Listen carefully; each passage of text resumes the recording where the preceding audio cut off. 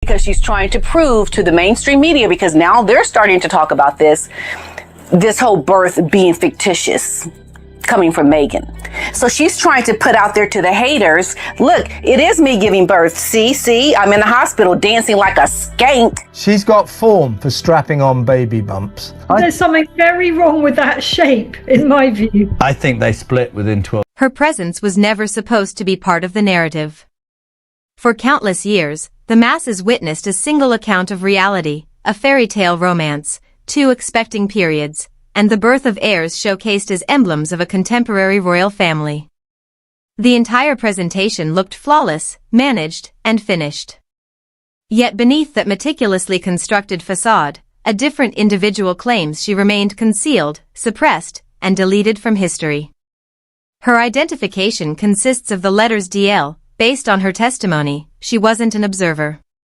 She wasn't a staff member. She wasn't a peripheral character witnessing circumstances develop from afar. She stated she was the individual who gestated the heirs, each one of them, from fertilization through birth. DL asserts her quietness wasn't voluntary. It was a requirement.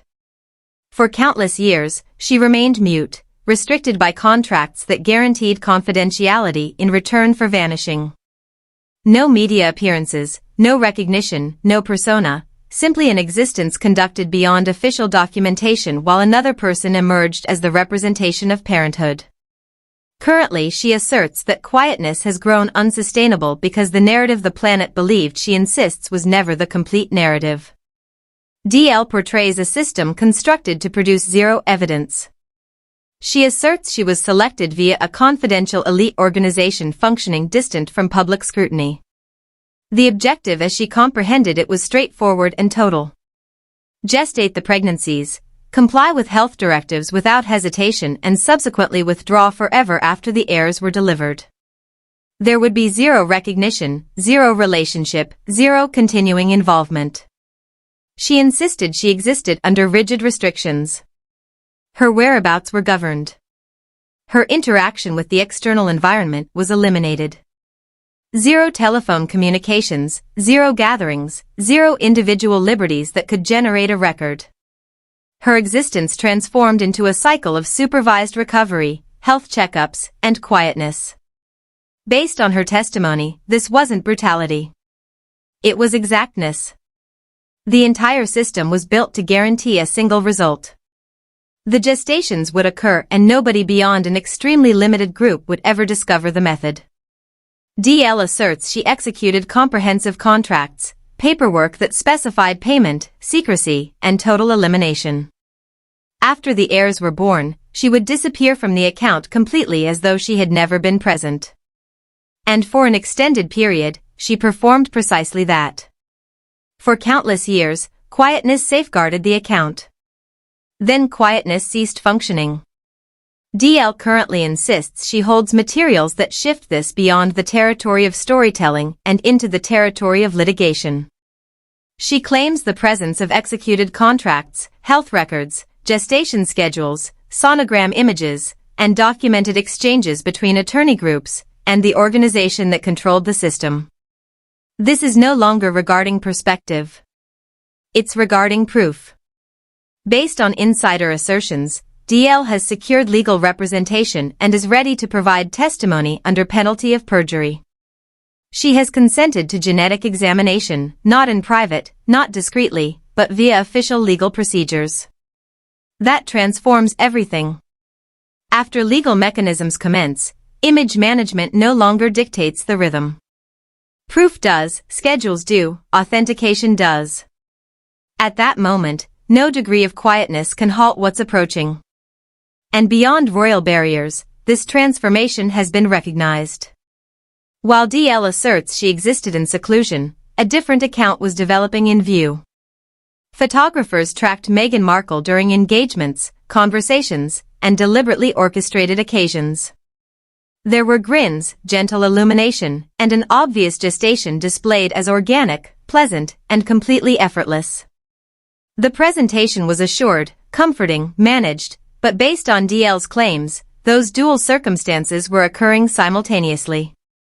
She characterizes herself experiencing the bodily burden of gestation in quietness while observing from a distance as another individual obtained the focus, the admiration, and the credit that customarily accompanies parenthood. A single individual bore the physiological burden of the gestations. A different individual bore the visible position. The difference, she asserts, was deliberate. Public exposure demanded uniformity. Quietness demanded compliance. DL insists she comprehended the disparity, even embraced it during that period. The system wasn't regarding equity. It was regarding results. The heirs would emerge, the account would stay preserved, and the planet would never challenge how everything transpired until this moment. Because after dual gestations exist in dual distinct circumstances, one concealed, one staged, the inquiry grows inescapable. If a single individual was never permitted to voice her truth, what additional facts were never permitted to emerge? And how extended can an account constructed on quietness remain unified before it starts to splinter? Royal deliveries are never silent. For generations, they have adhered to a strict, almost ritualistic sequence. Physicians emerge on medical facility stairs. Official declarations are observed. Information is documented, authenticated, and confirmed. These traditions exist for a single purpose only, to eliminate uncertainty. But in this instance, those traditions never materialized. There were 0 physicians positioned beyond the medical facility, 0 instant images, 0 customary declarations that typically follow the delivery of an heir connected to the royal bloodline. Rather, the masses obtained a basic notification, a media statement, an announcement that conveyed, as though multiple procedures had been bypassed. The heirs had emerged. That was everything anyone received. During that period, it was presented as progress, a departure from custom, a pursuit of seclusion. But seclusion and procedure are not identical concepts. One can exist without removing the alternative. This occasion, the framework that exists to record royal authenticity simply wasn't present. Based on insider assertions, inquiries were suppressed behind private chambers. Not postponed, not addressed discreetly, suppressed. The lack of procedure wasn't clarified. It was tolerated. And when organizations constructed on documentation permit omissions, those omissions eventually attract scrutiny. For a period, the presentation persisted. Public engagements proceeded. The gestation account advanced as anticipated. But incrementally, instances started to emerge that didn't completely correspond with what individuals identified as typical bodily transformations. Not immediately, not spectacularly, simply sufficient to feel incorrect. There were engagements where the gestation looked remarkably enlarged, remarkably descended. Instances where motion produced angular folds rather than gentle transitions.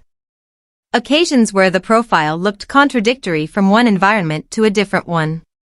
Separately, 0 of these instances confirmed anything. But sequences don't depend on a solitary image. They depend on recurrence. Based on assertions currently surfacing, these weren't organic fluctuations. DL claims the utilization of custom-made artificial gestation prosthetics shaped to replicate various phases worn to preserve a uniform visible presentation. She insists each engagement was practiced, each perspective calculated, each instance crafted. The objective wasn't fabrication for recognition. It was uniformity for believability. But uniformity only functions when 0 errors occur. And ultimately, something occurred. Then arrived the footage that transformed the atmosphere of everything. A medical chamber, an obviously expecting Meghan Markle audio playing, activity intended to imply delivery was imminent. The communication was obvious. This is authentic. This is occurring and 0 details are concealed. But rather than ending the conversation, the footage amplified it. To numerous witnesses, the instance felt orchestrated instead of natural. Not private, but theatrical. It wasn't the action by itself that triggered reactions. It was the scheduling and purpose driving it. The footage surfaced not throughout the gestation, but significantly afterward as inquiries were starting to emerge discreetly. Based on individuals experienced with reputation control, this represents a fundamental error. When validation surfaces following suspicion, it seldom provides comfort. It attracts examination. Instead of anchoring the account, the footage made the circumstances feel prepared. As if genuineness was being showcased instead of experienced. And from that instant forward, the dialogue transformed. The attention was no longer on whether the masses should accept the account, but on why the account abruptly required reinforcement whatsoever. After that transformation occurs, authority becomes vulnerable, and the presentation that previously felt unbreakable starts to fracture. Accounts can be contested. Records are more difficult to reject.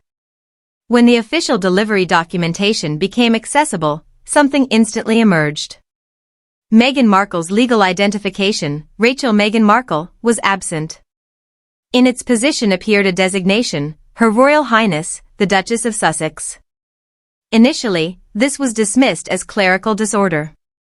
One faction discreetly indicated the royal household managed it. The royal household equally discreetly indicated it originated from Meghan's circle. Nobody accepted accountability. Nobody provided a definite clarification, but based on DL's testimony, this wasn't an error whatsoever.